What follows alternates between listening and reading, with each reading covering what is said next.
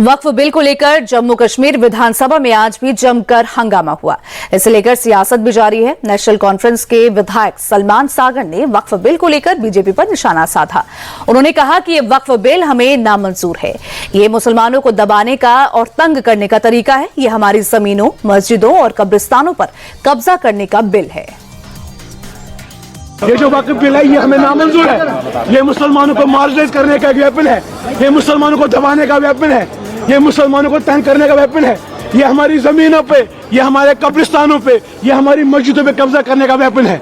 ये सिर्फ बीजेपी ने इसलिए बनाया है कि 2029 को वो पावर में आए और हमारे पूरे हिंदू भाई जो पूरे मुल्क में है उनको पता है, देखो हमने मुसलमानों की जमीनें कैसे छीनी है, हमने मुसलमानों की मस्जिदें कैसे छीनी है, हम मुसलमानों को कैसे रोके नमाज पढ़ने से।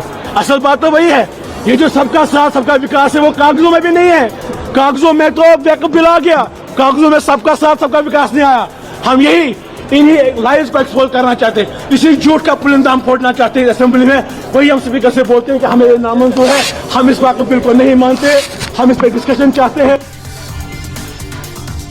विधानसभा में हुए हंगामे के बाद जम्मू कश्मीर पीपुल्स कॉन्फ्रेंस के प्रमुख सजाद लोन ने हम भी चाहते हैं कि कोई प्रस्ताव लाए, क्योंकि ये प्रदेश पूरे देश का एकमात्र मुस्लिम बहुल प्रांत है, लेकिन यहाँ के स्पीकर तैयार नहीं है। स्पीकर को नेशनल कॉन्फ्रेंस से चुना है और अगर वो गंभीर हैं तो उनके खिलाफ अविश्वास प्रस्ताव लाना चाहिए, स्पीकर को हटाना चाहिए। ये मेरी बात सुनिए, हम भी चाहते हैं कि रेजोल्यूशन हो, because J&K is the only Muslim province in the entire country. The Muslims of India deserve that a strong message goes from here. लेकिन उसके लिए स्पीकर साहब नहीं मान रहे हैं। स्पीकर साहब को मैंने नहीं रखा है वहाँ, स्पीकर साहब को नेशनल कॉन्फ्रेंस हॉल ने इलेक्ट किया है। अगर वो सीरियस हैं, वो नो कॉन्फिडेंस लाएं, उनको रिमूव करें, नए स्पीकर साहब को लाएं जो अलाउ करेगा। Barring short of that there is no other solution. यही एक सोल्यूशन है। If they don't remove him then they are hand in glove, then it's a theater. If they remove him, then they mean. आप demand करेंगे? No, मैं demand कुछ नहीं कर रहा हूँ। The onus of proving कि ये ड्रामा नहीं है, हकीकत है, उसको रिमूव करें, नए को लाएं जो अलाउ करेगा, वरना तो सब झूठ है। स्पीकर इनका, ये उनके। वही विधायक शेख खुर्शीद अहमद ने कहा कि बीजेपी और नेशनल कॉन्फ्रेंस के बीच फिक्स मैच चल रहा है। उन्होंने कहा कि जिस तरह से लीडर ऑफ हाउस ने केंद्रीय मंत्री को ट्यूलिप गार्डन में रिसीव किया, उससे सवाल खड़े होते हैं। हमने बिल को लेकर नो कॉन्फिडेंस मोशन लाया है और अगर नेशनल कॉन्फ्रेंस सीरियस है तो इस पर साइन करें। देखिए, ये एक फिक्स मैच चल रहा है। कल से ही हम देख रहे हैं बीजेपी और नेशनल कॉन्फ्रेंस के बीच, जहां लीडर ऑफ द हाउस इस वक्त हाउस में नहीं है, वो टुलिप गार्डन में जो है बीजेपी के मिनिस्टर्स को वहाँ रिसीव कर रहे हैं अपने पार्टी प्रेसिडेंट जनाब फारूकुल्लाह साहब के संग।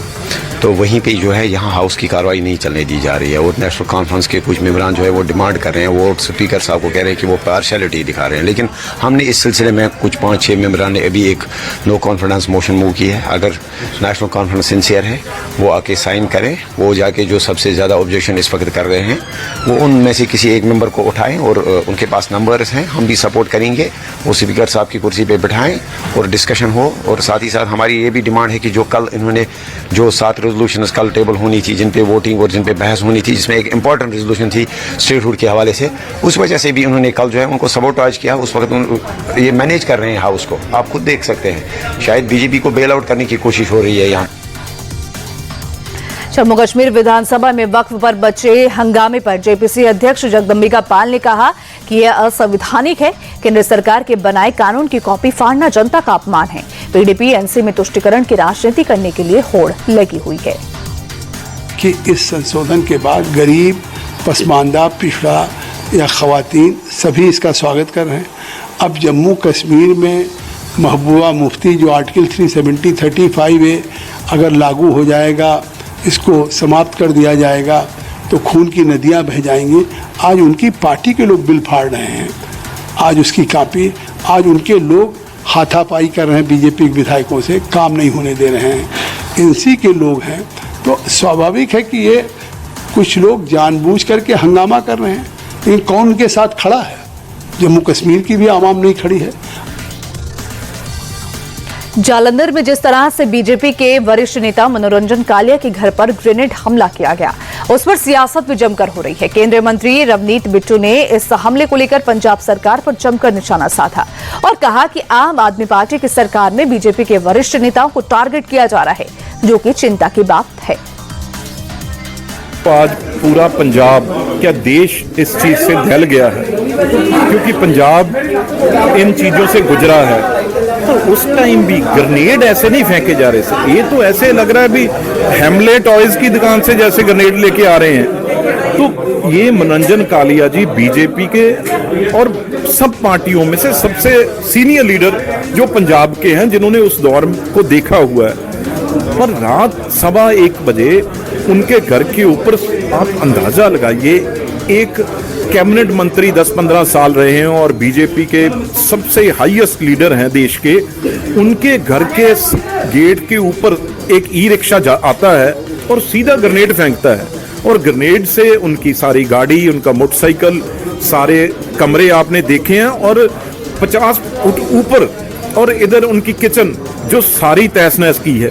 तो यहाँ ये अंदाजा लगाया जा सकता है भी सरकार का बिल्कुल कंट्रोल खत्म हो चुका है यहाँ पे। वहीं बीजेपी नेता तरुण चुग ने भी पंजाब की मान सरकार पर सवाल उठाए हैं। उन्होंने कहा कि लॉ एंड ऑर्डर को लेकर मान सरकार पूरी तरह से फेल है। पंजाब में आपदा की सरकार में कानून व्यवस्था ध्वस्त हो चुकी है। पंजाब में लगातार क्राइम रेट बढ़ रहा है। भारतीय जनता पार्टी के राष्ट्रीय परिषद के सदस्य और वरिष्ठ भाजपा नेता श्री मनोरंजन कालिया जी के निवास जलंधर पर ग्रेनेड हमला कठोर निंदनीय है। यह हमला स्पष्ट करता है कि किस तरह आम आदमी पार्टी की आपदा की सरकार ने पंजाब के लॉ एंड ऑर्डर को तहस नहस कर दिया। यह हमला स्पष्ट करता है कि आम आदमी पार्टी की सरकार एक नौसिखिया नलायकों की सरकार है, जो पंजाब के अंदर प्रशासनिक पकड़ ही नहीं बना पाए। पंजाब की बहादुर पुलिस के हाथ बांधे हुए हैं और पंजाब के अंदर लगातार रंगदारी, पुलिस स्टेशन पर हमले, पुलिस स्टेशन पर ग्रेनेड हमले, मिसाइल हमले, ये स्पष्ट कर रहे हैं कि पंजाब की पूरी प्रशासनिक व्यवस्था चरमरा चुकी है और पंजाब की सरकार की लॉ एंड ऑर्डर पर कोई योजना नहीं है। ये घटना दुर्भाग्यपूर्ण है। दोषियों पर कठोर कार्रवाई होनी चाहिए और भाजपा नेताओं की सुरक्षा दी जानी चाहिए।